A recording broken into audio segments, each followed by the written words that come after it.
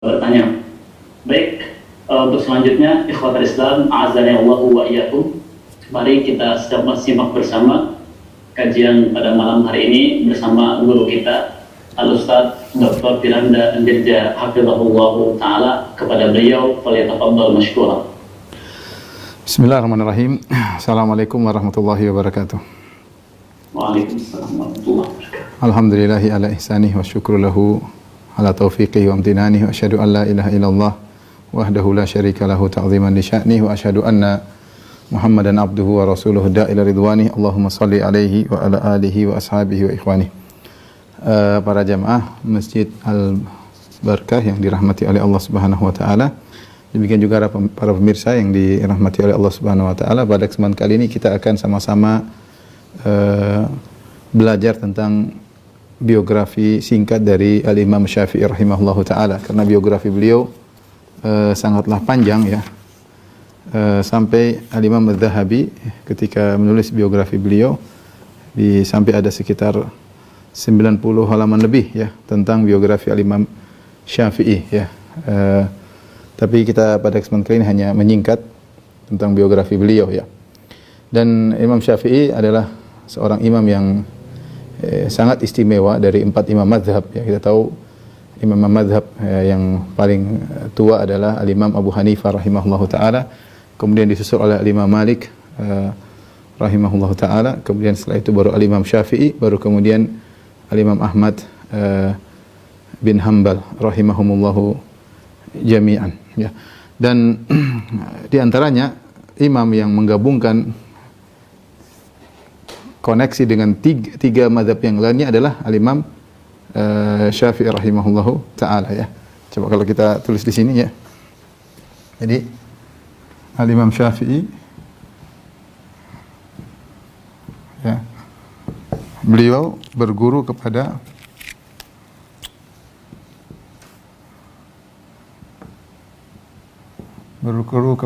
Al-Imam Malik. Imam Malik ya di Madinah.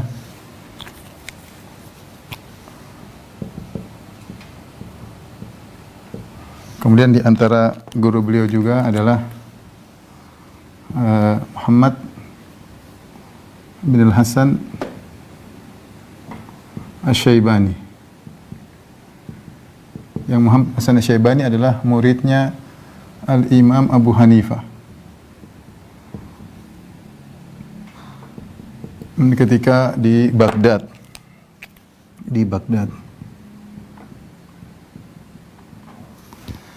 Kemudian beliau punya murid adalah Al-Imam Ahmad.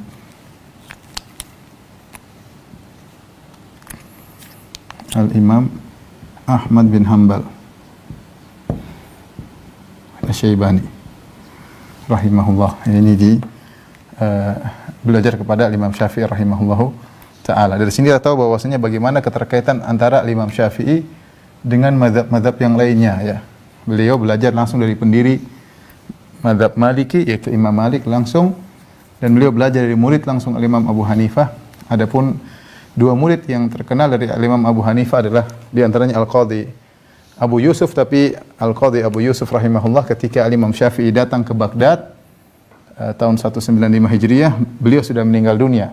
Sehingga Imam Syafi'i hanya belajar dari Muhammad bin Hasan Asy-Syaibani. Tapi inilah mazhab Hanafi, ini mazhab Hanafi. Ini mazhab Maliki ya. Ini mazhab Hambali. Ini mazhab Syafi'i.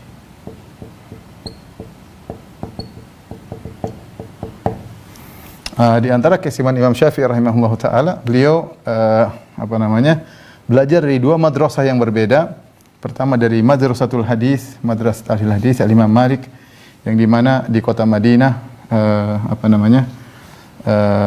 bertebaran banyak sekali hadis-hadis Nabi sallallahu alaihi wasallam, karena banyak para sahabat yang tinggal di kota Madinah yang ilmu mereka kemudian berlanjut kepada para ulama di kota Madinah, di antaranya Imam Malik. Imam Malik punya kitab Al-Muwatta ya. Kemudian Imam Syafi'i setelah itu belajar juga ke Baghdad. ke Baghdad, beliau rihlah menuntut ilmu, belajar di Baghdad, dan di sini ada Madrasat Ahli Ra'yi, ya. Madrasah Ahli Ra'yi itu madrasah metode belajar agama yang dibentuk oleh Imam Abu Hanifah rahimahullahu taala, yang memang hadis-hadis Nabi kurang tersebar di Baghdad.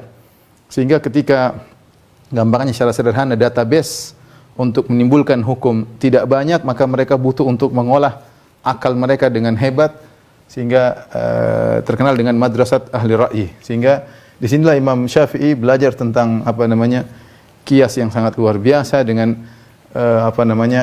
ilmu tentang Madrasat Ahli Ra'yi, sehingga kemudian beliau menggabungkan dari dua madrasah tersebut, ya. Kemudian maka terbentuklah suatu metode yang baru, madrasah baru, namanya madrasah di atas mazhab Imam Syafi'i rahimahullahu taala. Kemudian ternyata beliau dianugerahi murid yang juga luar biasa, yang ahli hadis, yang disebutkan diakui oleh Imam Syafi'i lebih pakar hadis daripada Imam Syafi'i. Imam Syafi'i mengatakan kepada Imam Ahmad, engkau lebih tahu tentang hadis daripada aku. Ya, kalau ada apa-apa sampaikan kepadaku tentang hadis. Ya. Tapi inilah maksud saya, inilah imam yang punya keterkaitan langsung dengan tiga mazhab yang lainnya, ya. Tiga mazhab yang lainnya, baik mazhab Maliki, mazhab Hanafi maupun mazhab Hambali. Adapun nasab al-Imam Syafi'i, ya, sebagaimana disebutkan oleh al-Imam Zahabi, ya. Nasab Imam Syafi'i.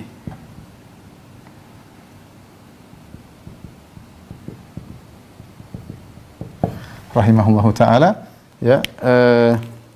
Nasabnya kembali kita di sini namanya Muhammad bin Idris, ya. Namanya Muhammad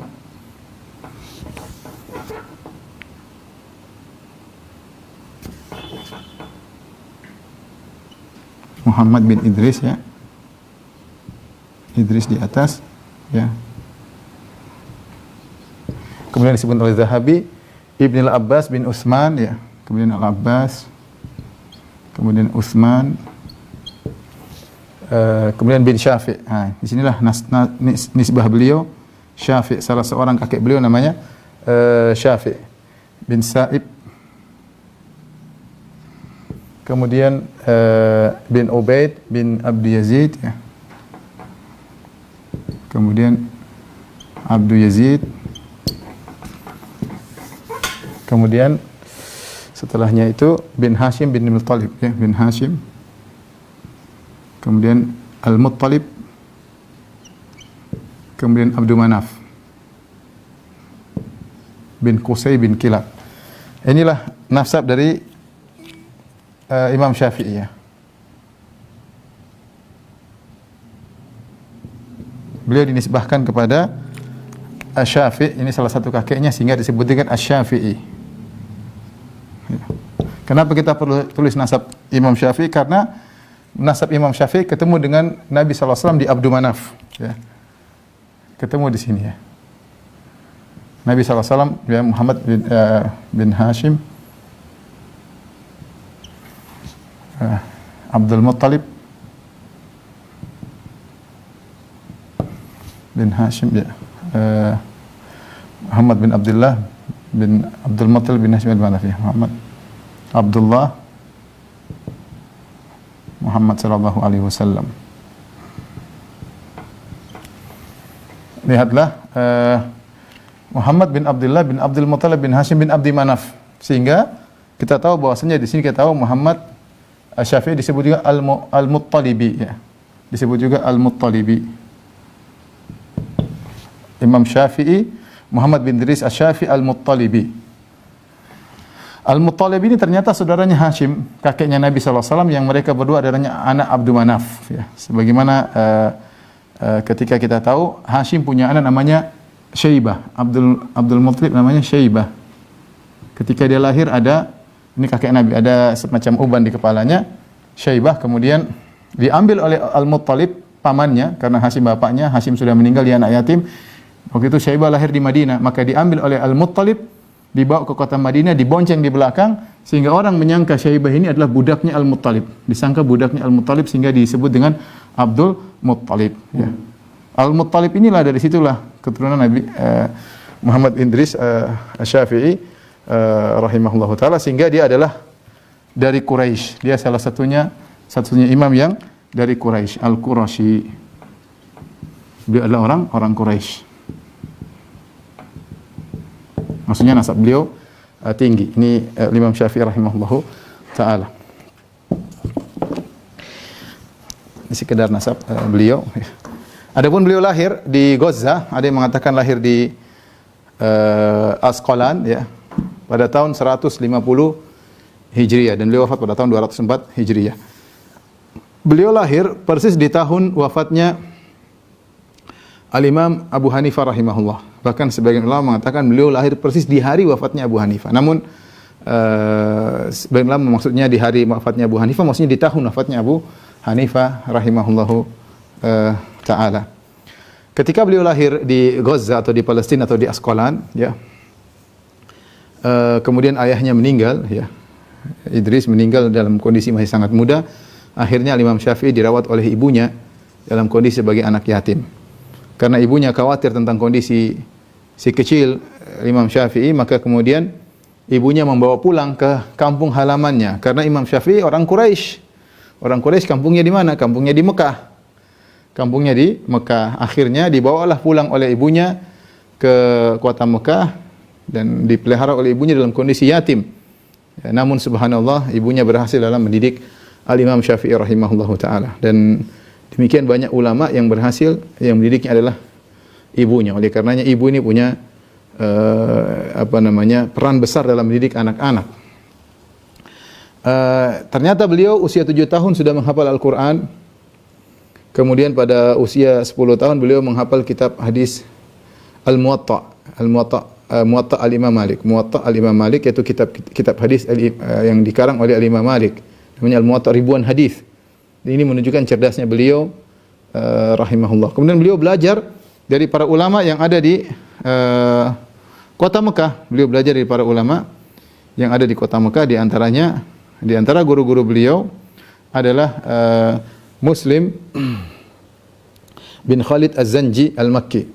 Muslim bin Khalid Az-Zanji Al-Makki yang begitu cemerlangnya Al-Imam Syafi'i rahimahullahu taala sampai ketika beliau berusia 15 tahun, dia baru saja balik, beliau sudah diizinkan oleh gurunya Muslim bin Khalid Az-Zanji Al-Makki untuk boleh berfatwa, subhanallah.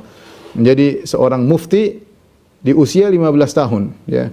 Dan bukan mufti di Jakarta atau mufti di Bandung atau mufti di Papua, enggak, mufti di pusat kota Islam yaitu di kota Mekah yang di situ banyak ulama. Sehingga menunjukkan bagaimana cerdasnya beliau dalam usia 15 tahun beliau sudah menguasai berbagai macam bidang ilmu sehingga diangkat menjadi mufti, ya. Sebenarnya itu bukan perkara yang mudah, ya. Artinya seorang mufti itu apa? Ditanya apa saja dia bisa jawab. Artinya dia punya ilmu tentang hal tersebut. Dia mampu untuk berjihad dan dia mampu menjawab dalam segala bidang, segala pertanyaan. Artinya dia punya ilmu tentang hal tersebut. Semua bidang ilmu dia mengerti. Dan ini sudah dicapai oleh Al-Imam Syafi'i ketika beliau berusia 15 tahun. Al-Imam Syafi'i rahimahullahu taala, ya, ilmunya sangat luas. Sampai-sampai Abdurrahman bin Mahdi, salah seorang ahli hadis, ya, pernah menulis kepada Imam Syafi'i, ya, padahal Imam Syafi'i masih sangat muda, agar Imam Syafi'i membuat sebuah kitab yang berisi tentang makna-makna Al-Qur'an, tentang kaidah-kaidah tentang Al-Qur'an. Kemudian juga tentang berkaitan dengan hadis-hadis, tentang hujjahnya ijma', tentang nasikh dan mansukh. Maka akhirnya Imam Syafi'i menulis kitab Ar-Risalah,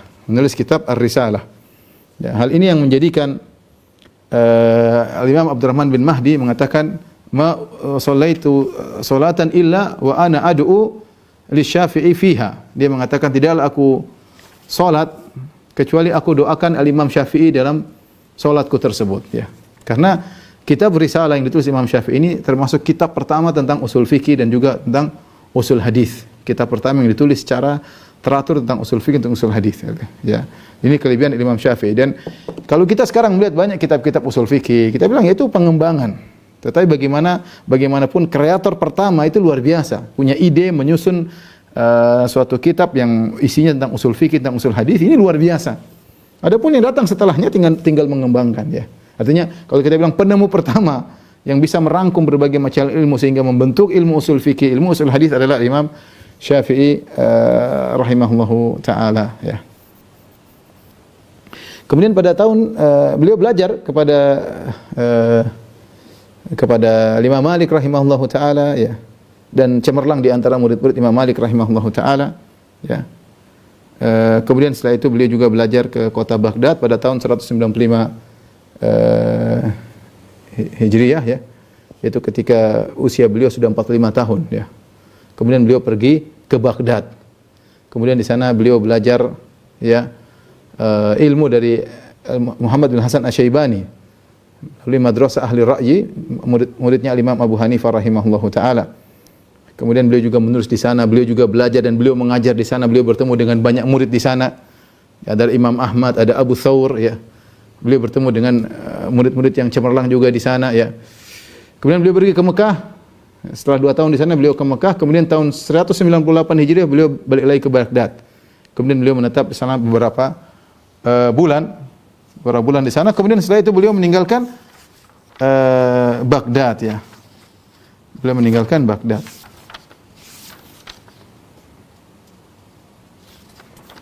Di antara sebab beliau meninggalkan Baghdad karena di sana ada orang kaum Sufiyah yang melakukan nasyid-nasyid yang kemudian disertai dengan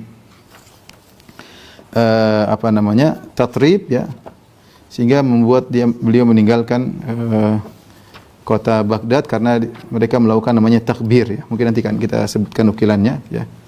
Ya, beliau meninggalkan kota Baghdad karena ada orang-orang Sufiyah membuat namanya takbir, yaitu semacam nasyid-nasyid yang disenandungkan yang memalingkan orang dari Al-Qur'an dan sunnah, mengalihkan orang dari Al-Qur'an dan sunnah. Karena orang sudah sibuk nasyid-nasyidan, terkadang lupa dengan Al-Qur'an dan sunnah Nabi sallallahu alaihi wasallam karena keasyikan bernasyid-nasyid riya. Itu di antara hal yang menjadikan Imam Syafi'i meninggalkan kota Baghdad. Baik. Imam Syafi'i rahimahullahu taala memiliki banyak guru, di antaranya tadi sudah kita sebutkan Muslim bin Khalid Az-Zanji, ya, muftinya kota Mekah. Kemudian di antaranya pamannya Muhammad bin Ali bin Syafi'. Kemudian di antaranya adalah Al-Imam Sufyan ibn Uyainah. Al-Imam Sufyan bin Uyainah rahimahumullah. Itu di Mekah. Di Madinah guru beliau adalah Malik bin Anas, Imam Malik bin Anas. Kemudian di antaranya Abdul Aziz Ad-Darawardi dan yang lainnya. Adapun murid-murid beliau ya cemerlang banyak ya. Di antaranya Imam Ahmad bin Hanbal ya. Kemudian di antaranya Al-Buwaiti, Abu Thawr ya. Harmalah ya. Abdul Aziz Al-Makki, penulis kitab Al-Haidah ya. Kemudian Ishaq bin Rahawai, Yunus bin Abdul A'la, Rabi' bin Sulaiman Al-Muradi ya. Dan lain-lainnya yang merupakan murid-murid beliau yang sangat cemerlang. Di antara mereka ada yang mengembangkan ilmu dari Imam Syafi'i rahimahullahu taala. Adapun akidah Imam Syafi'i rahimahullahu taala, Imam Syafi'i di atas akidah Ahlussunnah wal Jamaah. Oleh karenanya banyak sekali nukilan-nukilan dari beliau di mana beliau membantah orang-orang yang sibuk dengan ilmu kalam ya. Contohnya ya,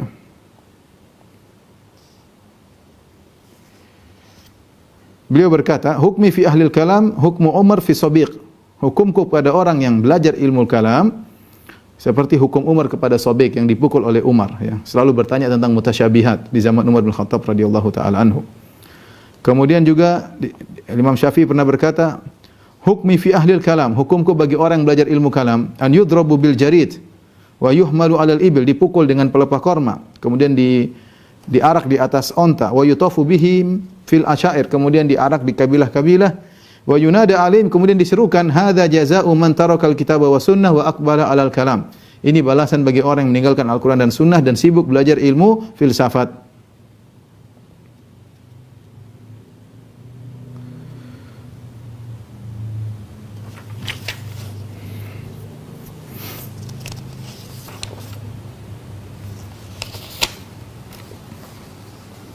Kemudian juga beliau berdebat dengan Bishr al-Mirisi, karena ibunya Bishr al-Mirisi meminta kepada Imam Syafi'i untuk menasihati anaknya, ya. Maka Imam Syafi'i menasihati anaknya itu Bishr al-Marrisi. Ya. Imam Syafi'i berkata kepada Bishr al-Marrisi, dakhala alai Bishr al-Marrisi, tokoh Jahmiyah, yaitu dedengkot Mu'tazilah dan dia adalah bermadzhab Jahmiyah. Ya, dia datang menemui Imam Syafi'i. Ya, kemudian Imam Syafi'i berkata kepada Bishr al-Marrisi, "Akhbirni amma tad'u ilaihi." Kabarkanlah kepadaku apa yang kau serukan, akidah yang kau serukan itu apa?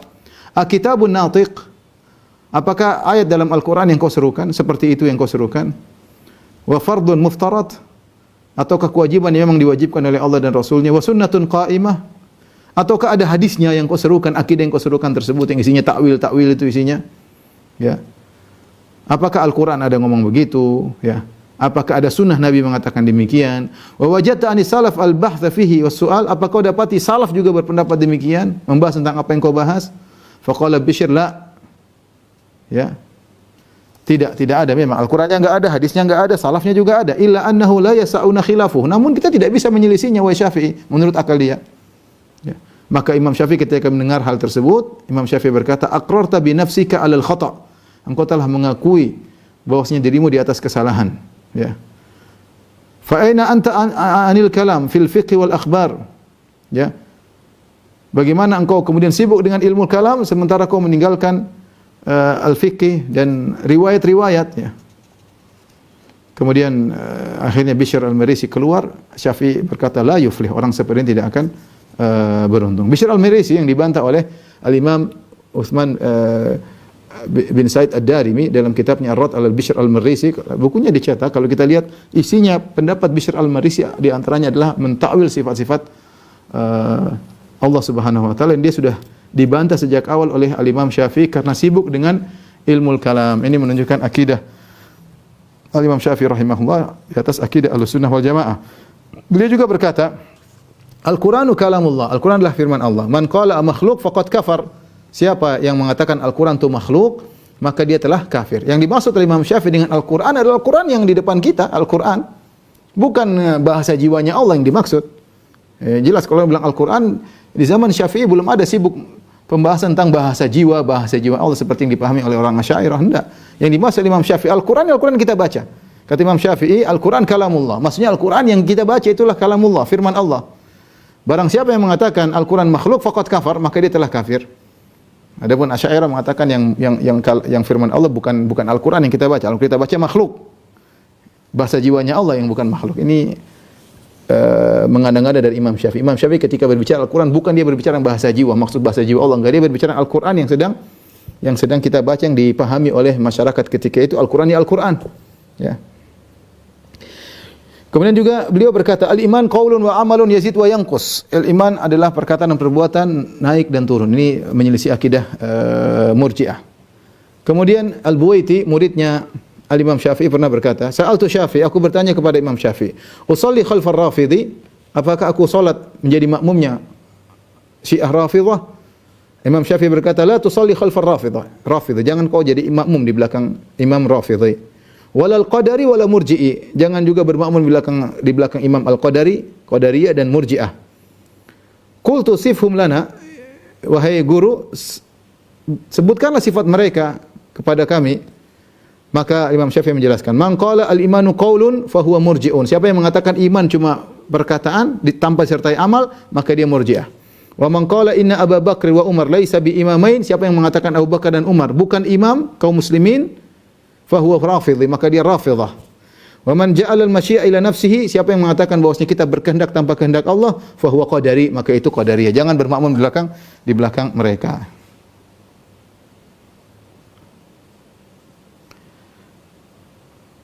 Demikian juga beliau mengatakan, ya Rabi', iqbal minni thalatha, wahai Rabi', murid beliau, terimalah dariku 3 perkara. La takhudanna fi ashabi Rasulillah sallallahu alaihi wasallam, jangan kau tenggelam berbicara tentang sahabat Nabi sallallahu alaihi wasallam, tentang fitnah, tentang kesalahan, jangan. Fa inna khasmaka an-nabiy sallallahu alaihi wasallam ghadan, kalau kau mencela berbicara tentang sahabat Nabi dengan keburukan, musuhmu nanti pada hari kiamat adalah Rasulullah sallallahu alaihi wasallam. Ya. Yang kedua, wala tashtagil bil kalam, jangan sibuk dengan ilmu filsafat. Fa inni qad ittala'tu min ahli al-kalam ala at-ta'til wa la tashtagil bin nujum. Karena aku lihat bahwasanya ahlul kalam mereka menolak sifat-sifat Allah, dan jangan kau sibuk dengan ilmu perbintangan. Demikian juga dari Rabi' bin Sulaiman, Syafi'i pernah berkata, "Lam ara ahadan ashhada bizzur min ar-Rafidhah." Aku tidak pernah melihat orang yang paling berdusta, bersaksi dusta seperti Rafidhah. Paling tukang bohong adalah Rafidhah. Ya. Paling tukang bohong adalah Rafidhah, ya. Kemudian juga dalam riwayat dia mengatakan syarru ta'ifah. Kelompok al-bid'ah yang paling parah adalah Rafidhah, ya. Al-Imam Syafi'i rahimahullahu taala dikenal dengan Nasirul Hadis. Dia mengatakan summitu bil Baghdad Nasirul Hadis. Aku dinamakan oleh orang-orang ketika aku di Baghdad adalah Nasirul Hadis. Kenapa bisa demikian? Di antara sebabnya Imam Syafi'i sebelum belajar ke Baghdad, yang situ banyak madrasah ahli ra'yi yang menggunakan logika, kias karena database hadis tidak banyak. Sebelumnya Imam Syafi'i sudah belajar bersama Imam Malik, kepada Imam Malik, dan beliau sudah ahli hadis, beliau hafal Muwatta. Jadi beliau hafal hadis banyak. Ya, beliau hafal hadis banyak. Ketika beliau datang ke Baghdad, apa kata Abdul Fadl Az-Zajjaj? Lamma qadima Syafi'i ila Baghdad. Ketika Imam Syafi'i datang ke Baghdad, wa kana fil jami' imma nayfun 40 halaqah atau 50 halaqah. Ketika itu di masjid paling besar di sana di Baghdad, ada 40 sekian halaqah, yaitu kelompok belajar, ada syekhnya masing-masing, atau sekitar 50 halaqah. Falamma dakhala Baghdad, ma zala yaqudu fi halaqah. Ketika beliau datang ke Baghdad, selain beliau belajar kepada Muhammad bin Hasan Asy-Syaibani, beliau juga situ. Beliau masuk ke halaqah, setiap halaqah beliau datang. Kemudian beliau diskusi sama mereka, ya. Sampai beliau ketika berdiskusi, beliau hanya mengatakan qala Allah wa qala Rasul. Berkata Allah dan berkata Rasulullah sallallahu alaihi wasallam. Sementara mereka mendebat Imam Syafi'i yang berkata qala ashabuna, menurut ulama kami demikian. Hatta ma baqiya fil masjid halaqatun ghairuhu. Halaqatu ghairihi, ya. Sampai akhirnya tidak ada yang tersisa kecuali halaqahnya Al-Imam Syafi'i rahimahullahu taala. Ya, di mana beliau berdialog dengan orang-orang ketika itu dengan hadis, maka beliau di antaranya sebabnya beliau dikenal dengan Nasirul Hadis. Kemudian banyak sekali ya nukilan-nukilan dari Al-Imam Syafi'i, ya, yang menunjukkan bagaimana beliau berpegang teguh dengan sunnah, ya. Contoh, Al-Imam Syafi'i pernah berkata kepada Al-Imam Ahmad, "Antum a'lamu bil akhbari sihah minna." Wahai Ahmad, engkau lebih tahu tentang hadis-hadis sahih daripada kami. Fa idza kana khabarun sahihun fa'alimni hatta adhhaba ilaihi. Kalau ada hadis sahih, kabarkanlah kepadaku sehingga aku berpendapat dengan hadis tersebut. Kufiyan kana aw basariyan aw syamiyan. Apakah hadis tersebut dari riwayat di Kufah ataukah dari Basrah, itu Basriyan, atau dari Syam. Yang menunjukkan Imam Syafi'i siap menerima hadis kalau sahih, ya. Demikian juga kata Harmalah, beliau berkata, Imam Syafi'i berkata, kullu ma qultuhu fa kana min Rasulillah sallallahu alaihi wasallam khilafu qawli mimma sahha fa huwa aula wa la tuqalliduni. Semua pendapatku ternyata kalian dapati ada hadis sahih dari Nabi sallallahu alaihi wasallam menyelisih perkataanku, maka hadis Nabi lebih utama dan jangan kalian taklid kepadaku. Demikian juga Rabi' dari murid beliau yang lain, ya, dari Rabi', beliau berkata, sami'tu Syafi'i, aku mendengar Syafi'i berkata, idza wajadtum fi kitabillahi khilafa sunnati Rasulillah faqulu biha. Jika kalian mendapati dalam buku-bukuku menyelisih sunnah Nabi sallallahu alaihi wasallam, maka faqulu biha, maka pilihlah pendapat Rasulullah sallallahu alaihi wasallam, wada'u ma qultuhu, dan tinggalkan apa yang aku katakan, ya. Bahkan beliau berkata, ma rawaitu an Rasulillah haditsan sahihan wa lam akhudh bihi fa ushhidukum anna aqli qad dhahaba. Kapan aku meriwayatkan hadis dari Nabi dengan hadis yang sahih, namun aku tidak berpendapat dengan hadis tersebut, ketahuilah ketika itu akalku lagi pergi, ya. Akalku lagi pergi. Bahkan satu hari Al-Humaidi meriwayatkan, ya, suatu hari Al-Imam Syafi'i meriwayatkan satu hadis, maka Al-Humaidi bertanya, "Atakhudhu bihi?" Apakah kau menerima hadis ini? Pertanyaan si wajar. Wahai Imam Syafi'i, kau menerima hadis ini? Maka kemudian Syafi'i berkata, "Ra'aitani kharajtu min kanisah?" Kau tanya begitu, apa kau terima hadis ini? Kau lihat aku, apakah kau lihat aku baru keluar dari gereja? Ya. Sampai engkau masih bertanya, apakah kau terima hadis ini? Ya jelaslah. Kecuali saya Nasrani baru kau tanya. Saya Imam Syafi'i mengingkari. Emang kau baru lihat saya keluar dari gereja sampai kau perlu tanya, ya Syafi'i, apakah anda menerima hadis ini? Dalam riwayat yang lain Imam Syafi'i berkata, ayu sama'in tudhilluni wa ayu ardin tuqilluni. Idza rawaitu an Rasulillah sallallahu alaihi wasallam haditsan falam aqul bihi. Bumi mana yang mau tempat aku berpijak? Langit mana yang mau menaungiku? Jika aku meriwayatkan dari Rasulullah sallallahu alaihi wasallam satu hadis, lantas aku tidak menerima hadis tersebut, ya. Ini menunjukkan bagaimana apa namanya? Perhatian Nabi terhadap perhatian Imam Syafi'i terhadap sunnah Nabi sallallahu alaihi wasallam. Adapun ibadah Imam Syafi'i rahimahullahu taala. Ibadah beliau sangat luar biasa ya. Beliau ya cara beliau sepertiga malam beliau belajar ya, sepertiga malam beliau salat malam dan sepertiga malam beliau buat tidur ya. Jadi sepertiga malam beliau bagi malam menjadi tiga. Sepertiga malam buat belajar, sepertiga malam buat salat malam, sepertiga malam buat tidur ya.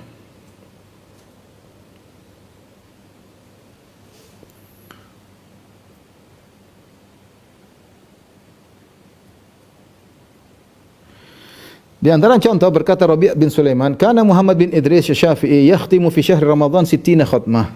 Adalah Muhammad bin Idris yaitu Imam Syafi'i menghatamkan Al-Qur'an di bulan Ramadan 60 kali. Ma minha syai'un illa fi salat, dan semuanya beliau baca dalam salat. Bayangkan 60 kali, berarti sehari 2 kali khatam. Ya, mungkin bagi ulama sekelas Imam Syafi'i. Kalau saya tanya sebagian orang, mereka baca dari pagi sampai asar selesai, ba'da sampai asar selesai. Itu orang Indonesia. Kalau seperti Imam Syafi'i yang dia mahir berbahasa Arab, kemudian bacaannya lancar dan dia baca dengan cepat pun dia bisa tadaburi ya, karena dia ahli tafsir ya.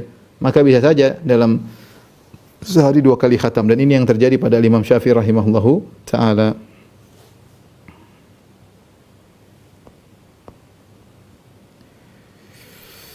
Itu ibadah Imam Syafi'i rahimahullahu taala. Di antara dermawannya Imam Syafi'i ya. Kata Al-Humaidi rahimahullah taala, qadima Syafi'i min San'a ila Makkah bi 10,000 dinar fi mindil ya. Imam Syafi'i datang dari San'a ke Mekah dengan membawa 10.000 dinar. Sudah kita sampaikan 1 dinar itu kalau dikonversi sekarang adalah 4/4 gram emas ya. Kalau 10.000 dinar ya kali aja berapa kilo emas ya. Kalau 1.000 aja sudah 4 kilo, kalau 10.000 sekitar 40 kilo emas. Fa daraba khiba'ahu fi mawdhi'in kharijan min Makkah. Maka kemudian dia buat kemahnya istirahat di luar kota Mekah. Fa kana an-nas ya'tunahu fihi. Orang-orang pun datang menemui Imam Syafi'i. Fama bariha tawabaha kullaha, dan beliau terus didatangi orang, dia kasih sampai wahabaha kullaha, sampai habis seluruhnya. Subhanallah. Satu hari habis seluruhnya. Benar-benar hati beliau tidak ada terkait dengan dunia ya. Bayangkan 10.000 dinar ya, kalau kita konversikan berarti 40 kg emas. Bagi habis seluruhnya. Kemudian Al-Humaidi juga berkata, adalah Imam Syafi'i tatkala lama udkhila ala Amirul Mukminin, dipertemukan dengan Amirul Mukminin Harun Ar-Rasyid. Kemudian wanadhara Bishran Marmisi, kemudian dia berdebat dengan Bishr Al-Marisi di hadapan Harun Ar-Rasyid, faqata'ahu, dan dia pun kalahkan Bishr Al-Marisi. Ya. Kemudian Harun Ar-Rasyid menyuruh untuk memberikan hadiah kepada Imam Syafi'i 50.000 dirham. Ya. 50.000 dirham ya. Fansarafa ila al-bait wa laysa ma'u syai'. Qad tasaddaqa bi jami'i dzalik wa wasala bihi an-nas. Ternyata beliau bawa 50.000 dirham ya. Kalau mungkin 10 dirham 1 dinar ya. Ya. 10 dirham 1 dinar, kalau 50.000 dirham berarti sekitar 5.000 dinar. Sekitar 5.000 dinar, ini banyak ya. Hadiah dari Khalifah Harun Ar-Rasyid. Sebelum sampai ke rumahnya semua sudah habis. Dibagi-bagi. Subhanallah. Dalam riwayat yang lain disebut oleh Abdullah bin Muhammad Al-Balawi, Harun Ar-Rasyid memerintahkan agar anak buahnya memberikan 1.000 dinar kepada Imam Syafi'i. Hadiah. Imam Syafi'i tidak menolak, tidak jaim atau apa, dia terima aja, enggak ada masalah. Dia terima, faqabilaha. Maka dia terima pemberian hadiah 1.000 dinar. Maka Harun Ar-Rasyid menyuruh anak buahnya untuk menguntit Imam Syafi'i ya. Apa yang dilakukan oleh Syafi'i dengan 1.000 dinar tersebut? Maka diikuti terus. Ternyata Imam Syafi'i di tengah jalan dia bagi orang ya. Sampai akhirnya ketika sampai di rumah tinggal 1 genggam hartanya, kemudian dia kasih kepada budaknya. Dia berkata, manfaatkan ya. Subhanallah ya. Jadi uang dia terima dan bukan untuk dia, tapi dia untuk bagi-bagikan kepada orang-orang yang memerlukan ya. Demikian juga Al-Muzani pernah bercerita, aku tidak pernah melihat seorang pun yang lebih dermawan daripada Syafi'i. Suatu hari aku keluar bersama dia di malam hari Lebaran dari masjid. Aku keluar bersama dia bersama masjid dan aku udzakiruhu, yaitu aku bertanya kepada dia tentang suatu permasalahan sambil berjalan. Sampai aku tiba di pintu rumahnya. Tiba-tiba kami sedang bicara tentang ilmu, fa'atahu gulamun biqis. Ya.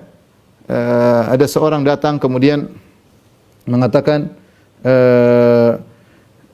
tuanku budak mengatakan, dia bawa sebuah sekantong, dia mengatakan, tuanku kirim salam buat engkau wahai Syafi'i. Wa yaqulu laka khudh hadzal qis. Ambil ini. Imam Syafi'i ambil hadiah dari temannya. Kemudian dimasukkan ke kantongnya. Fatah rajulun minal halaqah. Tiba-tiba ada seorang dari muridnya Imam Syafi'i datang berkata, ya Abu Abdullah, waladat imraati sa'ah. Istriku baru saja melahirkan, wala syai'ini, dan aku tidak punya apa-apa. Langsung Imam Syafi'i kasih orang tersebut. Subhanallah. Datang langsung kasih. Seketika itu juga, ya. Wasa'idal walai sama usyai, kemudian dia masuk rumahnya tidak ada apa-apa yang dibawa. Bagi mereka orang-orang seperti ini ya, harta sangat ringan di hati mereka ya.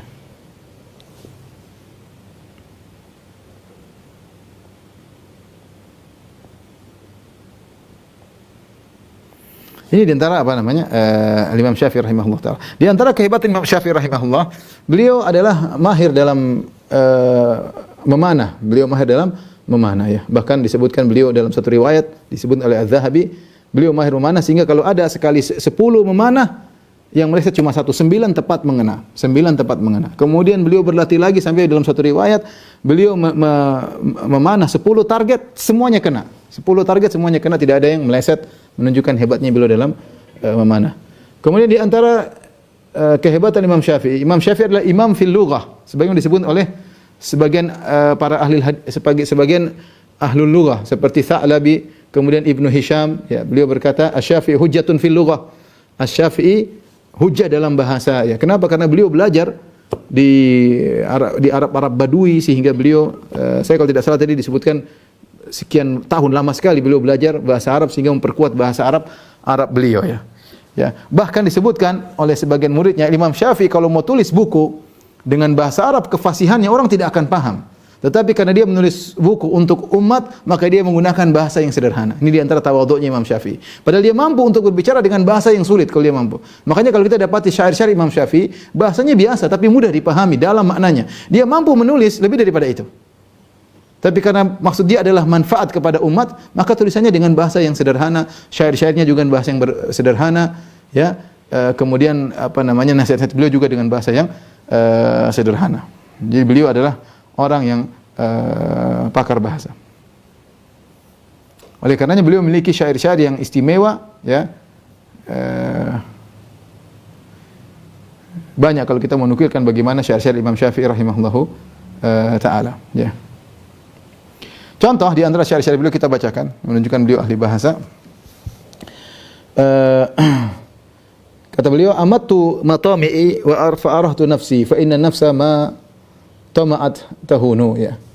Kata beliau, aku bunuh sifat tamak yang ada pada diriku, maka aku pun menenangkan diriku. Karena jiwa kapan ia tamak, maka rendahlah jiwa tersebut ya. Beliau mengatakan kalau ingin hidup tenang ya, jangan penuhi sifat tamak. Jiwa itu punya sifat tamak. Matikan sifat tamak tersebut ya. Matikan sifat tamak tersebut. Cuma diriwayatkan beliau juga berkata, "Idza ma kunta dza qalbin qanu'in fa anta wa malikud dunya sawa'u." Kalau engkau memiliki hati yang qanaah, maka sungguhnya engkau dan raja sama saja ya. Karena raja juga mencari kebahagiaan. Belum tentu dia mendapat kebahagiaan. Dia baru bisa qanaah kalau memiliki kekuasaan sekian. Anda kalau bisa qanaah sejak awal, Anda bisa lebih bahagia daripada raja sebelum raja bahagia. Kapan seorang meraih qanaah, dia sudah bahagia. Raja belum tentu bahagia ya. Dia baru bisa bahagia kalau dia sudah menguasai ini, sudah punya istana sekian, sudah punya istri sekian mungkin ya. Anda qanaah.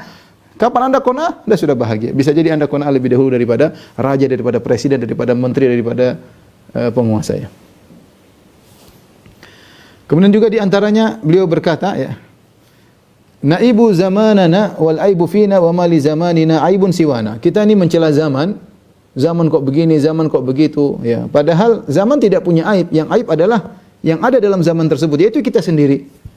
Kata beliau, "Wa ma li zamanina aibun siwana." Tidak ada aib bagi zaman kecuali kita ini yang penyebab zaman menjadi tidak baik gara-gara orang yang ada di zaman tersebut, bukan zamannya. Di antara juga beliau memiliki syair tentang memaafkan. Beliau mengatakan, "Lamma afautu wa lam ahqit ala ahadin Arahtu nafsi min hammil adawati. Tatkala aku memaafkan dan aku tidak membenci seorang pun, maka aku pun mengistirahatkan diriku dari kegelisahan permusuhan. Ya, ini nasihat beliau. Kalau ingin tenang, hidup tenang, maafkan, selesai. Daripada dendam, jengkel, setengah mati. Maafkan, selesai, kata beliau. Ya. Aku membuat hatiku istirahat. Dengan apa? Dengan maafkan. Jangan pedulikan permusuhan. Kalau enggak, kita akan sibuk bermusuhan, mendengar permusuhan, kapan bagaimana balasnya, jengkel, menyiksa hati. Inni uhayyi aduwi inda ru'yatihi li'adfa asyarra anni bitahiyyati. Kalau aku bertemu dengan musuhku, aku ucapkan salam. Assalamualaikum. Kata Imam Syafi'i. Kalau aku ketemu, aku ucapkan salam. Maksa diri untuk ucapkan salam kepada musuh. Kenapa? Karena aku ingin menghilangkan keburukan, ya, darinya dengan mengucapkan salam kepadanya. Ya, artinya jangan digubris, jangan dilawan. Ya udah, ucapkan salam aja. Wa udhhirul bishra lil insani ubghidhuhu kama in qad hasha qalbi mahabbati. Aku menampakkan senyum kepada orang yang aku benci, sebagaimana jika hatiku telah dipenuhi dengan kecintaan, ya. Jadi aku senyum, paksa senyum kepada orang aku benci untuk menghilangkan permusuhan. Demikian juga di antara syair beliau berkata, bi qadril kaddi tuktasabul ma'ali wa man talabal ula sahirul layali. Ketinggian, ya, diraih berdasarkan kadar ukuran kerja keras. Barang siapa ingin mencapai sesuatu yang tinggi, maka dia hendaknya begadang di malam hari. Jadi kalau orang ingin berhasil, ya, ini bicara tentang para penuntut ilmu. Pingin jadi penuntut ilmu yang berhasil, pada isya langsung tidur? Hendaklah, belajar dulu, belajar, baca, begadang, kemudian sholat malam, itu kalau ingin berhasil. Ya, wa man talabal ula sahirul layali. Kata Imam Syafi'i, siapa yang ingin dapatkan ketinggian, begadang, ya. Bukan begadang maksudnya enggak ada macam-macam nonton, enggak, tapi begadang untuk ilmu, perlu perjuangan, ya.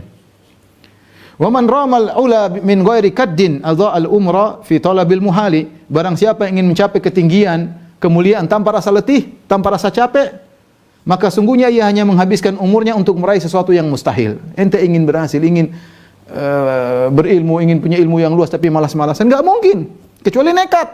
Yang penting pede menyampaikan fatwa ngawur, yang penting subscribers banyak, yang penting kalau nekat silakan. Nekat di neraka nanti. Jadi kalau benar-benar berilmu, ya harus berjuang. Ya. Bukan hanya modal pede, modal nekat bicara, asal bicara, orang senang dengan jawaban, enggak. Kalau ingin mencapai ketinggian harus letih dan capek, ya. Tarumul izza thumma tanamu lailan. Ya. Yaghusul bahra man talabal laali. Kata beliau, engkau mengharapkan kejayaan, lantas malam hari hanya tidur saja. Orang mencari mutiara harus menyelam dalam lautan. Orang mencari mutiara harus menyelam dalam lautan. Dan masih banyak, ya, syair-syair beliau kalau kita mau bacakan, ya. Di antara kita tutup dengan nasihat-nasihat Imam Syafi'i. Banyak sekali, ya, kita nukil dari, insyaallah, dari Syiar Alam Nubala, ya. Di antara nasihat Imam Syafi'i dan juga adalah nasihat bagi kita semua, ya.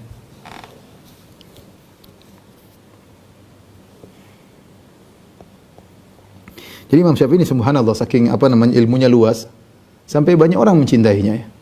Tadi lihat Abdurrahman bin Mahdi, ahli hadis, ya. Dia mengatakan, "Ma shallaitu salatan illa da'autu li Syafi'i fiha." Tidaklah aku salat kecuali aku mendoakan Imam Syafi'i dalam salat tersebut. Imam Ahmad mengatakan, "Sittah ad'u lahum fi sahar." 6 orang aku selalu doakan mereka di waktu sahur, waktu yang spesial untuk dikabulkan doa. Di antaranya Imam Syafi'i. Tapi anaknya berkata, ya abati wa ayahanda, aku lihat engkau sering sekali mendoakan Syafi'i. Syafi'i ini siapa? Kata Imam Ahmad bahwasanya Imam Syafi'i adalah seperti cahaya bagi dunia, matahari bagi dunia, dan keselamatan bagi manusia. Luar biasa, ya. Bagi murid-muridnya sangat cinta. Oleh karenanya lihat bagaimana Abu Thawr, salah satu murid Imam Syafi'i, padahal Abu Thawr sebelumnya belajar kepada madrasah ahli ra'yi. Tapi ketika ditanya, ya, Asy-Syafi'i afqah min Muhammad, mana yang ditanya, Syafi'i afqah Muhammad bin Hasan, siapa yang lebih faqih wahai Abu Thawr? Syafi'i atau gurunya Muhammad bin Hasan Asy-Syaibani? Ya. Imam Syafi'i menimba ilmu dari Muhammad bin Hasan Asy-Syaibani. Sekarang Abu Thawr muridnya Syafi'i ditanya, wahai Abu Thawr, siapa yang lebih alim, lebih faqih, Muhammad bin Idris Asy-Syafi'i atau Muhammad bin Hasan Asy-Syaibani? Apa kata Abu Thawr saking cintanya kepada Syafi'i, dia berkata, Asy-Syafi'i afqah min Muhammad. Imam Syafi'i lebih faqih daripada Muhammad bin Hasan. Wa Abi Yusuf, bahkan lebih faqih daripada Abu Yusuf. Bahkan lebih faqih Abu Hanifah, lebih faqih dari Abu Hanifah. Lebih faqih dari Hammad, lebih faqih dari Ibrahim An-Nakhai, lebih faqih dari Alqamah, lebih faqih dari Aswad. Ini sikap berlebihan, ya. Karena karismatik Imam Syafi'i membuat murid ini sangat cinta kepada kepada beliau ya.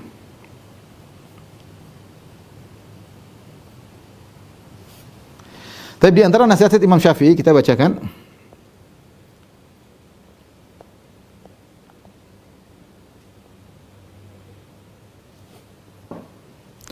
Beliau berkata, "Kullu mutakallimin 'alal kitabi was sunnah fa huwal jiddu wa ma siwahu fa huwa hadayan."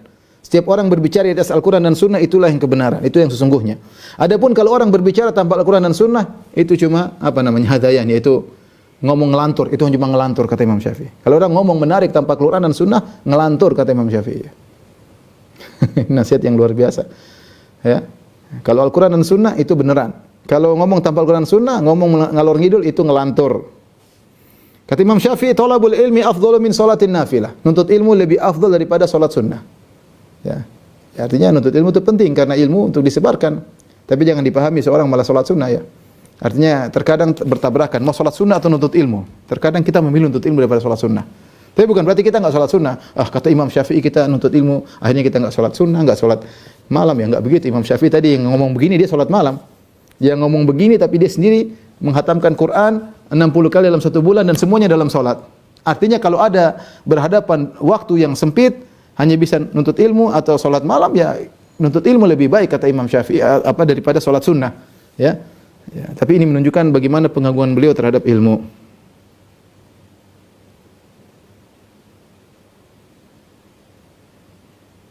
Beliau berkata, "Wadittu anna kulla ilmin a'lamuhu ya'lamuhun nas." Aku berharap semua ilmu yang aku miliki diketahui oleh manusia. Wa ujaru alaihi, dan aku dapat pahala, wala yahmaduni, dan aku tidak butuh mereka memujiku. Keikhlasan luar biasa. Dalam riwayat yang mengatakan min ghairi an yunsabu ilayya. Aku ingin punya ilmu tersebar tanpa mereka tahu itu ilmu dariku. Yang penting aku dapat pahala. Tidak ingin tenar, tidak ingin dipuji, tidak ingin. Kalau perlu orang dapat ilmu tidak mesti mereka tahu dariku. Tidak jadi masalah kata Imam Syafi'i. Yang penting aku dapat pahala.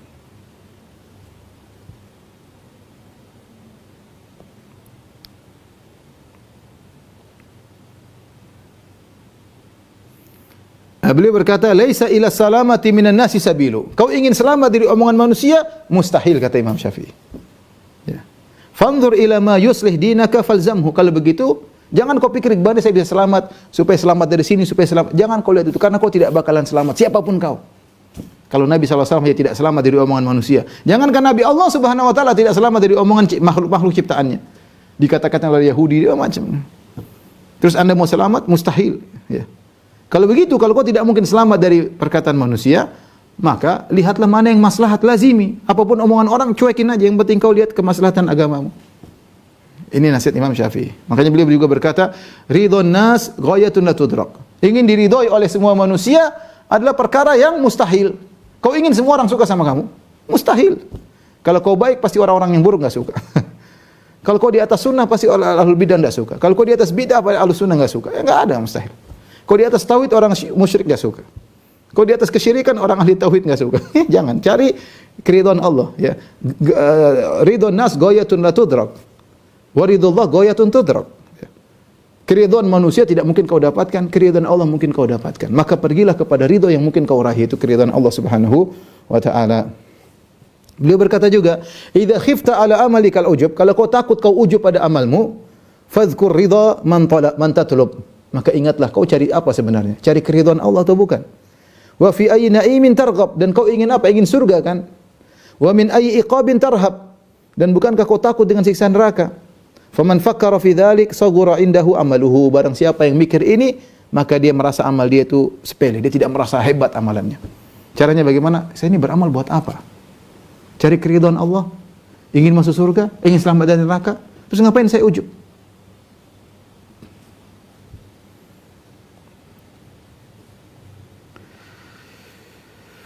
La haula wala quwwata illa billah. Di antara perkataan beliau,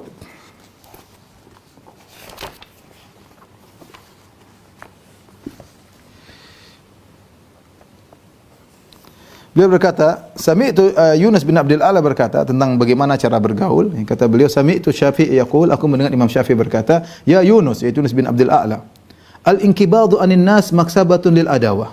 Kau menyendiri, tidak gabung dengan orang-orang, Ini membuat mereka jengkel sama kamu.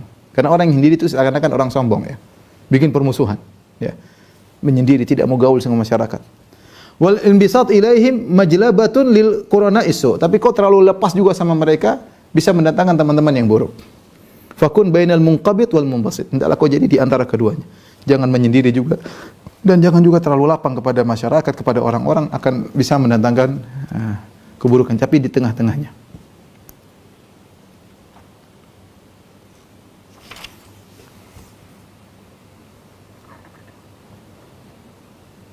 Ini tadi Imam Syafi'i berkata, "Khallaftu bi Baghdad syai'an ahdatsatu zanadiqah yusammunahu at-takbir yashghaluna bihi anil Qur'an." Kata beliau, aku tinggalkan Baghdad suatu perkara yang dibuat oleh orang-orang zanadiqah. Mereka menamakan dengan takbir, membuat orang-orang lain dari Al-Qur'an. Takbir ini ternyata dijelaskan oleh para ulama adalah nasyid-nasyid yang kemudian terkadang dengan nyanyian-nyanyian sehingga berlebihan ya. Mereka sebut dengan takbir, maksudnya ada yang mengatakan untuk beri motivasi untuk akhirat. Ya. Tapi ini berlebihan sehingga orang lalai dari Al-Quran. Ya. Demikian orang kalau terlalu banyak nasyid-nasyid, dia kurang suka baca Al-Quran. Sibuk dengan nasyid-nasyid yang dia baca. Di antara perkataan Imam Syafi'i rahimahullahu ta'ala, beliau berkata, Bi'sa zat ilal ma'ad al-udwanu alal ibad. Kata beliau, seburuk-buruk bekal untuk bertemu pada hari kiamat kelak adalah permusuhan dengan manusia. Sebisa mungkin seorang keluar dari dunia ini tidak bermusuhan sama orang. Karena kalau dia bermusuhan, maka dia akan disidang dengan orang tersebut. Kalau dia zalimi orang, permasalahan besar pada hari kiamat kelak. Ya, maka berusaha seorang jangan sampai membawa bekal permusuhan dengan orang lain pada hari kiamat kelak. Di antara perkataan beliau juga, ya, man namma laka namma alaik. Siapa yang menukil namimah kepadamu, ya, satu saat dia akan menukil keburukanmu kepada orang lain. Ya. Ada orang menceritakan menggibah orang lain di hadapanmu, ketahuilah satu saat kau akan digibahi oleh dia. Beliau juga berkata, arfa'un nasi qadran man la yara qadrahu. Orang yang paling tinggi kedudukannya adalah orang yang tidak memandang dirinya tinggi. Kalau dia merasa dirinya tinggi, merasa hebat, merasa ini repot. Wa aktsaruhum fadlan man la yara fadlahu. Dan orang yang paling banyak berbuat baik kepada orang lain, yang jasa, yang dia tidak memandang jasanya, yang dia tidak memandang jasanya, ya.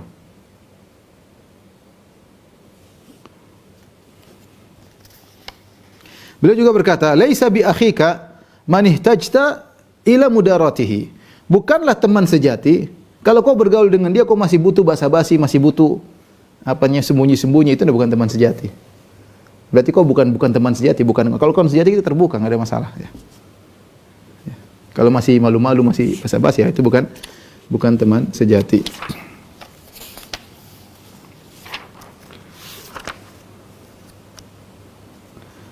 Taib, tentu masih banyak tapi saya cukupkan ini saja para pemirsa yang dirahmati Allah Subhanahu wa taala. Di akhir terjemah atau biografi Al-Imam Syafi'i, Al-Imam Az-Zahabi yang dia juga bermadzhab Syafi'i berkata, ya, la nulamu wallahi ala hubbi hadzal imam li'annahu min rijalil kamal fi zamanihi rahimahullah. Oleh karenanya tentunya kita tidak dicela, demi Allah kita tidak dicela kalau kita cinta kepada imam ini. Artinya kalau saya cinta sama Imam Syafi'i wajar kata Imam Az-Zahabi, jangan kau cela saya. Kenapa saya cinta sama Imam Syafi'i? Kenapa? Li'annahu min rijalil kamal, karena dia orang yang sempurna, artinya luar biasa. Kehebatannya, ilmunya, zuhudnya, dermawannya, ketakwaannya, ibadahnya, lengkap semuanya, ya. Dan beliau meninggal ketika usia sangat muda, yaitu sekitar 50 sekian tahun, 54 tahun kalau tidak salah, ya. 54 tahun kalau tidak salah. Al-Muzani berkata, dakhaltu ala Syafi'i fi maradhihi alladhi mata fihi. Aku menemui Imam Syafi'i di waktu dia sakit dan dia akan meninggal dunia. Faqultu ya Abu Abdullah, kaifa asbahta? Wahai Abu Abdullah, itu wahai Syafi'i, bagaimana kondisimu pagi hari ini? Farafa'a ra'sahu. Dia pun mengangkat kepala beliau. Imam Syafi'i berkata, asbahtu minad dunya rahilan. Jadilah aku akan meninggalkan dunia. Wali ikhwani mufariqan, dan aku akan meninggalkan teman-temanku. Wali su'i amali mulaqiyan, dan aku bertemu dengan buruknya amalku. Wa 'ala Allahi walidan, dan aku bertemu dengan Allah Subhanahu wa taala. Ma adri ruhi tasiru ila jannatin fa uhanniha. Aku tidak tahu apakah ruhku akan menuju surga, lalu aku akan ucapkan selamat bagi ruhku. Au ila narin fa uaziha, atau ruhku akan menuju kepada neraka, maka aku takziah kepada ruhku. Thumma baka, kemudian beliau pun menangis. Wa ansha'a yaqul, kemudian beliau berkata, walamma qasa qalbi wa dhaqat madhahibi ja'altu raja'i duna afwika sullama.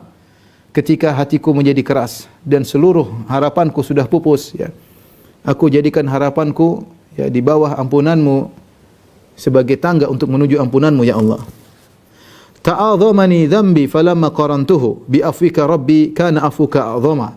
Beliau berkata, tatkala dosaku sangat banyak, namun ketika aku bandingkan dosaku dengan ampunanmu ya Rabb, aku tahu bahwasanya ampunanmu lebih besar daripada dosa-dosaku. Dan terus, ya, beliau kemudian beliau berkata, "Fama zilta dha'afin an dhanbi lam tazal tajudu wa ta'fu minnatan wa takarruma." Engkau senantiasa, ya Allah, senantiasa memaafkan atas dosa-dosa dan senantiasa engkau selalu maafkan. Engkau berbuat baik dan engkau maafkan sebagai karunia darimu, ya. Bukan hak hamba untuk dimaafkan, tapi inilah karunia darimu, maafkan hamba-hambamu. Fa in tantaqim minni falastu bi ayisin. Seandainya kau murka kepadaku, ya Allah, aku tetap tidak akan putus asa. Walau dakhalat nafsi bi jurmi jahannam, meskipun aku dimasukkan dalam neraka jahanam, aku tidak akan pernah putus asa kepada Engkau, ya Allah. Wa inni la ati dzamba a'rifu qadrahu wa a'lamu anna Allah ya'fu tarahumma. Ya, intinya dia tetap mengatakan, aku akan husnudzan kepada Engkau, ya Rabb. Beliau wafat malam Jumat setelah Isya di hari terakhir dari bulan Rajab, kemudian dikuburkan pada hari Jumat, ya, pada tahun 204 Hijriyah, dan umur beliau adalah 54 tahun, ya. 54 tahun. Tentunya masih banyak kisah tentang Imam Syafi'i, tapi itu kira-kira sedikit yang bisa sampaikan. Wallahu a'lam bishawab. Kalau ada yang bertanya, saya persilakan. Jazakallahu khairan wa barakallahu fiik Ustaz atas materi yang disampaikan. Mohon izin untuk membacakan beberapa pertanyaan yang sudah masuk. Assalamualaikum warahmatullahi wabarakatuh. Ustaz, afwan izin bertanya. Saya pernah mendengar kisah Imam Syafi'i pernah mimpi bertemu Rasulullah sallallahu alaihi wasallam, memerintahnya untuk menyampaikan kabar kepada Imam Ahmad bahwa Imam Ahmad akan mengalami ujian berat, yaitu dipaksa mengatakan Al-Quran adalah makhluk oleh seorang khalifah di masa hidupnya. Apakah kisah tersebut sahih? Dan bagaimana hukum orang yang tidak mau belajar tafsir atau memahami Al-Quran meskipun sudah dinasehati? Apakah dia terkena ancaman sebagai orang yang berpaling dari agama? Mohon penjelasannya, Ustaz. Adapun kisah tersebut, wallahu alam, saya tidak tahu, ya. Saya tidak tahu tentang bagaimana kedudukannya atau di buku mana, wallahu alam bishawab, ya. Tinggal dicek saja siapa yang menyampaikan, tinggal dicek, ya. Kemudian kisahnya benar atau tidak, ya. Seperti Imam Dzahabi dalam kitab Syiar A'lam Nubala, beliau menyebutkan banyak riwayat-riwayat tentang Imam Syafi'i. Terkadang beliau mengomentari ini riwayatnya mungkar, ini riwayatnya munqati', terputus. Ya, tadi banyak riwayat tapi saya tidak sempat baca seluruhnya. Adapun riwayat yang ditanyakan saya tidak tahu. Wallahu a'lam bishawab. Yang kedua tadi tentang apa? Tentang orang yang tidak mau atau tidak mau belajar tafsir dan memahami Al-Quran meskipun sudah dinasehati, apakah dia terkena ancaman pembatal keislaman? Enggak, orang belajar ya bertingkat-tingkat. Mungkin dia belum mampu untuk belajar tafsir secara detail, ya. Yang penting dia baca Al-Quran, ya.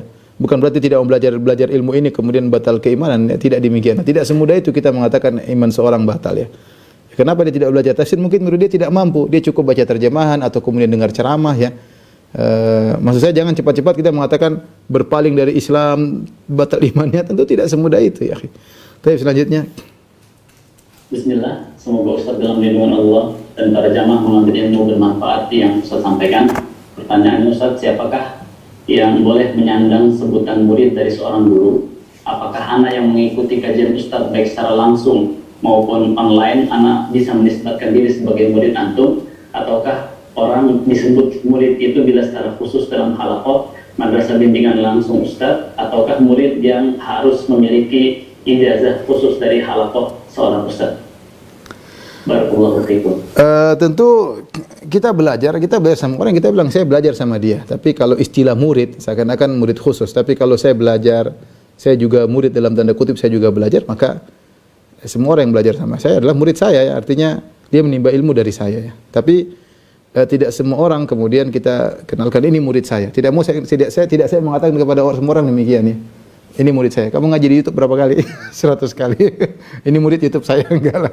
Enggak. Kalau murid saya, kalau saya bilang ini murid saya, berarti dia belajar khusus sama saya, namatkan kitab tertentu, baru saya bilang ini murid saya. Tidak. Tapi kalau mereka ngaku murid, saya tidak salahkan. Artinya benar dia belajar sama kita. Sebagaimana saya bilang, saya pernah belajar mungkin sama, saya juga muridnya Syekh Fulan. Meskipun Syekh tersebut mungkin tidak kenal saya. Tapi kalau saya itu ditanya, kenal nggak Firanda? Siapa Firanda? Saya nggak kenal ya. Ya sudah, bukan salah dia. Tapi saya bilang saya pernah belajar sama dia aja, saya juga tidak salah. Jadi maksudnya nggak usah kita perdebatkan tentang istilah ini. Yang penting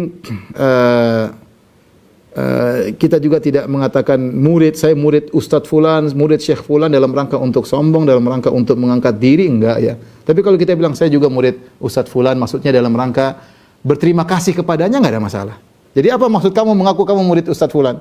Kalau mengakumu adalah kamu berterima kasih, saya nimba ilmu dari dia, enggak apa-apa. Tapi kalau kamu maksudmu, saya ini murid dia loh, nah, itu lain lagi ceritanya. Harus cek dulu kepada sang ustadz. Ustadz benar nggak dia murid? Oh, ya cuma ngaji-ngaji doang. Nah, itu lain berarti kan bukan murid yang direkomendasi. Tapi kalau dia mengucapkan saya murid Ustadz Fulan dalam rangka dia berterima kasih kepada ustadz tersebut, itu nggak ada masalah. Nggak ada masalah. Ya. Baik. Selanjutnya. Baik, mohon izin bertanya Ustaz, apa perbedaan 4 mazhab tersebut secara garis besar? Jazakumullahu khairan. Secara umum 3 mazhab, ada 2 madrasah secara umum, madrasah Ahlul Hadis, yaitu madrasahnya Imam Malik, kemudian madrasahnya Al-Imam Ahmad, ya. Kemudian ada madrasah Ahli Ra'yi, yaitu madrasahnya Imam Abu Hanifah, ya. Secara sederhana Imam Abu Hanifah, hadis-hadis tersebar di Baghdad atau di Kufah tidak banyak, tidak seperti hadis yang tersebar di kota Madinah. Sehingga ketika hadis banyak tersebar di kota Madinah, maka database-nya banyak. Sehingga kemudian ilmu di atas hadis lebih mudah. Ketika database di kota Baghdad sedikit, sementara permasalahan agama sangat banyak, membuat mereka para ulama berpikir keras bagaimana menganalogikakan hadis-hadis yang ada database banyak tapi harus banyak hukum yang harus dikeluarkan. Sehingga mereka banyak menggunakan ra'yu, dan itu mereka butuhkan tatkala itu, karena tidak seperti sekarang tinggal kirim buku atau tinggal buku susah ya. Sampai di antara kisah yang menakjubkan adalah kisahnya Ishaq bin Rahawayh. Ishaq bin Rahawayh salah satu yang belajar dari Imam Syafi'i. Dia menikahi seorang wanita, disebutkan dalam Syiar Alamin Nubala. Jadi ada seorang wanita punya suami. Suami itu punya buku Imam Syafi'i. Artinya buku juga jarang ketika itu. Harus nulis, kemudian mungkin mahal. Suaminya itu punya buku Imam Syafi'i, kemudian suaminya meninggal. Jadilah janda wanita tersebut, begitu dia masa iddahnya selesai dinikahi oleh Ibrahim Ishaq bin Rahawayh. Kenapa? Tidak lain bukan karena dia cinta kepada wanita itu, tapi karena dia ingin baca buku dari bekas suami wanita tersebut. Artinya bagaimana ilmu tidak mudah didapatkan ketika itu. Ya, ini di antara kisah menarik dari Ishaq bin Rahawayh. Wallahu a'lam bishawab. Mohon izin bertanya Ustaz, apakah benar Imam Syafi'i juga berpendapat mengharamkan musik seperti imam yang lain? Jazakumullahu. Jelas dalam kitabnya beliau mengharamkan musik, ya. Beliau mengatakan barang siapa yang mengambil alat musik, mencuri alat musik, maka tangannya tidak dipotong, karena mencuri alat musik itu seperti mencuri babi dan khamar, ya. Kemudian juga beliau berkata, barang siapa yang memecahkan alat musik, maka tidak disuruh bayar ganti rugi. Sebagaimana orang memecahkan khamar tidak disuruh bayar ganti rugi, karena sama-sama haram. Dan ini ijma para ulama 4 mazhab. Dan seluruh buku mazhab Syafi'i, buku apapun dibuka, buku fikih, pasti musik haram. Pasti musik haram. Alat musik pasti haram. Buku mazhab Syafi'i. Makanya saya sering sampaikan, kita dapati sebagian orang mengaku bermadzhab Syafi'i, tapi kalau sudah bicara musik, mazhabnya dia tinggalkan. Itu kenyataan itu. Padahal harusnya mereka berpegang teguh dengan mazhab Syafi'i, apalagi mereka menyuarakan mazhab, harus bermadzhab. Nah, ketika musik, mereka enggak bisa bermadzhab. Mazhab mana? Syafi'i haram, Hanafi haram, Maliki haram, Hambali haram. Akhirnya mereka ngambil pendapat Ibnu Hazm. Ibnu Hazm ternyata salah dalam hal ini. Wallahu a'lam bishawab. Mohon izin bertanya Ustaz, apakah pendapat Imam Asy-Syafi'i tentang ilmu tasawuf? Karena ada beberapa riwayat Imam Syafi'i juga memuji ulama tasawuf. Jadi dimaksud kalau tasawuf tersebut dalam sebagian riwayat Imam Syafi'i mencela orang yang belajar tasawuf. Imam Syafi'i mengatakan tidaklah seorang belajar tasawuf di pagi hari kecuali jadi ahmak sebelum siang hari. Dalam riwayat yang lain Imam Syafi'i memuji tasawuf, maka kita bawa apa maksud tasawuf. Kalau makna tasawuf adalah zuhud kepada dunia, maka itu terpuji. Tapi kalau makna tasawuf adalah yang aneh-aneh, maka benar kata Imam Syafi'i tidaklah seorang belajar tasawuf di pagi hari kecuali sebelum siang juga ahmak ya, sudah jadi pandir. Dan itu benar, lihat orang tasawuf kalau sudah bicara, kita baca buku mereka yang berlebihan maka seperti orang pandir ya. Allah alam bisawab. Mohon izin bertanya Ustaz, apakah yang bermanhaj salaf itu sudah pasti dia mengambil ilmu-ilmu dari Imam Syafi'i? Kita bicara manhaj salaf adalah masalah akidah ya. Kalau akidah, 4 imam akidahnya sama ya. Akidahnya sama. Akidah Ahlussunnah wal Jamaah. Usul akidahnya sama. Kalau furu' mungkin beda-beda sedikit, tapi secara usul akidah semua sama. Jadi mau ambil dari Imam Syafi'i sama. Imam Syafi'i, Imam Ahmad sama akidahnya, enggak ada bedanya. Kalau ada pun masalah fikih maka lebih lapang ya. Para sahabat juga khilaf. Dan khilaf tersebut bisa kita baca dalam misalnya buku Musannaf Ibnu Abi Syaibah atau Musannaf Abdul Razzaq, kita akan dapati masalah fikih ternyata para sahabat sudah khilaf. Ya kalau para sahabat sudah khilaf maka khilaf 4 mazhab adalah perkara yang wajar. Ya bisa jadi seorang bermadzhab Syafi'i dalam masalah fikih, bisa jadi bermadzhab Hambali, bisa jadi bermadzhab Hanafi, bisa jadi bermadzhab Maliki, enggak ada masalah. Tapi kalau akidah harus satu mazhab. Jadi sebut manhaj salaf maksudnya tentang akidah, bukan tentang fikih. Kalau fikih jelas ada perbedaan dari dulu di zaman sahabat. Wallahu alam bisawab. Demikian saja ikhwan jamaah Masjid Al-Barkah yang dirahmati Allah Subhanahu wa taala. Insyaallah kita lanjut di kesempatan yang lain. Kurang lebih saya mohon maaf. Wabillahi taufiq wal hidayah. Assalamualaikum warahmatullahi wabarakatuh. Waalaikumsalam warahmatullahi wabarakatuh. Jazakallahu khairan.